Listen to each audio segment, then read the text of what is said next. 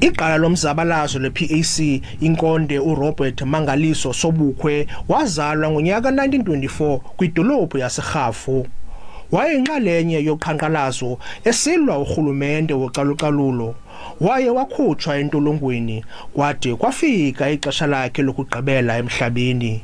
Umbutho wakhe wezopolitiko uchulumancile ngeliphulo.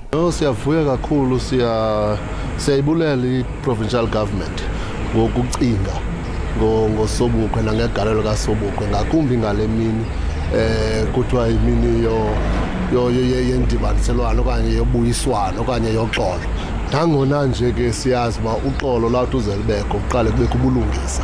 Uhulumende weliphondo lempuma koloni uthi namanye amaqala omzabalazo asuka kwamaqela ahlukeneyo aza kuwongwa. Ibalulekile lonto as a provincial government sirecognize bonke abantu abathathe inxaxheba ekwakheni lenkululeko sikuyo nekwakheni isizwe, more especially when we are basing ourselves kwinto social cohesion. Iofisi yenkulu baphathisa kweliphondo lempuma koloni iphinde yathi lonyaka 2022 unyaka eza kukhunjulwa indima edlalwe nguRobert Sobukwe.